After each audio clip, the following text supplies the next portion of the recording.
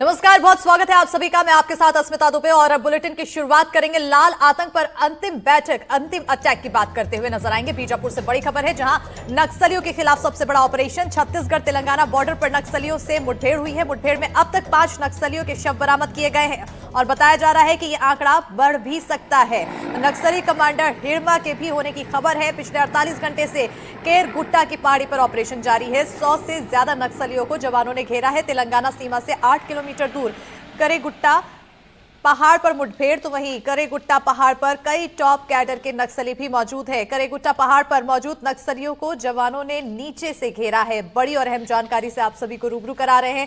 तो एक के बाद एक सफलता हासिल करते हुए नक्सलियों के खिलाफ सुरक्षा बल की टीम नजर आ रही है और यहां नक्सलियों के खिलाफ सबसे बड़ा ऑपरेशन देखने को मिला। छत्तीसगढ़ तेलंगाना बॉर्डर पर नक्सलियों से मुठभेड़ हुई है। खास बात यह बताई जा रही है कि नक्सली कमांडर हिड़मा के होने की भी खबर है। तो बड़ी खबर।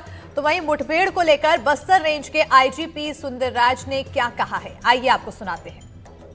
हमारा जो मकसद है इस बस्तर क्षेत्र को नक्सल आतंक से मुक्त करने का, उसके लिए सुरक्षा बल द्वारा शासन के मंशा अनुरूप समर्पित होकर काम कर। तो क्षेत्र की जनता का भी वही इच्छा है, बहुत जल्दी नक्सल समस्या समाप्त हो और इलाके की सकारात्मक पहचान मिले। उसी से प्रेरणा लेकर लगातार हम कार्रवाई कराते हैं। उसमें उनके नक्सल के छुपने के इलाका, यदि पाताल हो या आकाश हो, कहीं भी हो, घना जंगल हो, पहाड़ क्षेत्र होगा, सब जगह भी सुरक्षा बल द्वारा जाकर उनके खिलाफ कार्रवाई करने के लिए उनका मनोबल, सुरक्षा बल का मनोबल काफ़ी मजबूत है और इस काम के लिए काफ़ी ट्रेंड भी है और एक संकल्प के साथ लगातार ये कार्रवाई करते हैं। तो उसका निश्चित रूप से हमको सकारात्मक परिणाम अभी भी देखने मिल रहा है और आने वाले समय और बेहतर परिणाम हमको देखने के लिए मिलेगा।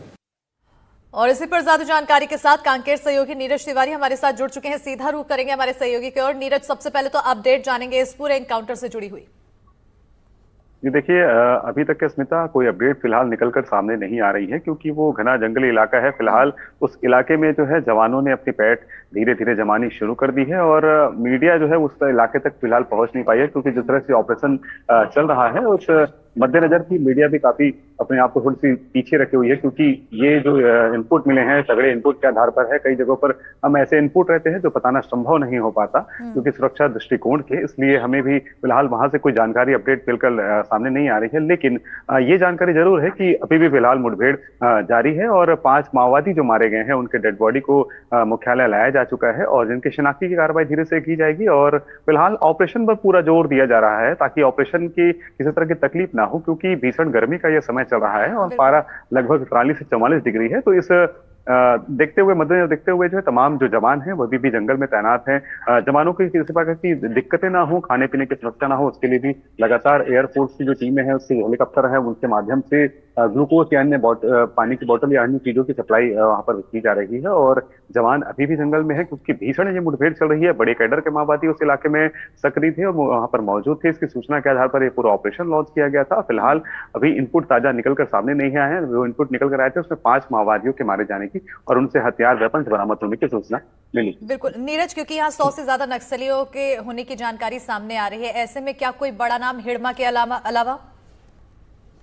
जी देखिए स्मिता, ये हिड़मा एक ऐसा नाम है जो कि नक्सल दहशत का एक पर्याय बना हुआ है, क्योंकि लंबे अरसे से हिड़मा के नाम से भी कई ऐसे बड़े नक्सल वारदात हो चुकी हैं जिसमें वो लीड करता नजर आया है। चाहे ताड़मेटला की बात करें या फिर रानीदेवी की बात करें या नक्सल घटनाओं की बात करें, तो इन सभी नक्सल घटनाओं में हिड़मा का नाम सर्वप्रथम रहा है। और इसके अलावा जो तेलंगाना के आसपास के जो सक्रिय माओवादी थे, बड़े कैडर के माओवादी थे, वो भी इस इलाके में अभी होने की सूचना मिली है। साथ साथ देवा का नाम आ रहा है, दामोदर का नाम भी आ रहा है। हालांकि ये इनपुट निकल कर सामने आए हैं, लेकिन अगर उस इलाके में अगर इनकी मुठभेड़ होती है, क्योंकि बटालियन नंबर 1 जो कि हिड़मा का सबसे मजबूत बटालियन माना जाता है, जिससे जवानों की मुठभेड़ होती है तो निश्चित तौर पर कहीं ना कहीं इनसे लड़ना भी एक चुनौती होती है, क्योंकि गोरिल्ला वार की ट्रेनिंग ये तमाम जो नक्सली है वो जानते हैं, जंगलों से लड़ना जानते हैं, जंगलों में रहना जानते हैं, जंगलों के एक एक चप्पे चप्पे से वो वाकिफ रहते हैं। तो ऐसे में जवानों से लड़ना बेहद कठिन होता है और जवान भी हालांकि मुस्तैद है। जैसे आईजी हमारे सुंदरराज ने कहा कि जो जवान है उनका मनोबल काफी मजबूत है, क्योंकि भीषण गर्मी का समय है। जवान एक एक चीज से वाकिफ हो चुके हैं और काफी क्योंकि बस्तर के इलाके में डीआरजी और बस्तर फाइटर के जो जवान होते हैं, बस्तर बटालियन के जवान होते हैं, वो इन जंगली इलाकों को अच्छे से रूबरू होते हैं। इसलिए उसमें और इसी का फायदा यहाँ पर सुरक्षा बलों की टीम को देखने को मिल रहा है। बहरहाल हमारे साथ जुल्फिकार भी जुड़ चुके हैं, सीधा रुख करेंगे सहयोगी जुल्फिकार की ओर। जुल्फिकार, हिड़मा का क्योंकि हम लोग जिक्र कर रहे थे और एक बड़ा नाम है और एक सिरदर्दी भी है, आखिर इसको लेकर क्या कुछ स्ट्रैटेजी अपनाई जानी चाहिए ताकि जो नक्सलवाद है उसका पूरी तरह से खात्मा हो?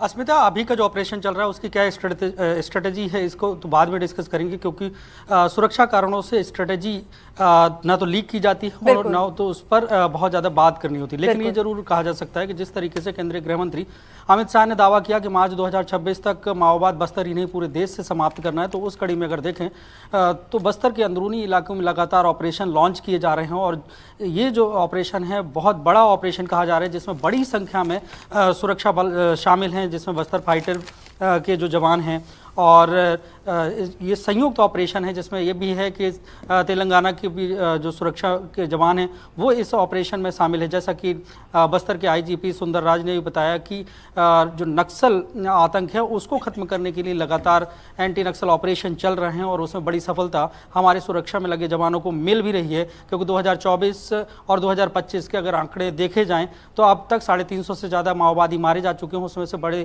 कैडर के भी माओवादी हैं।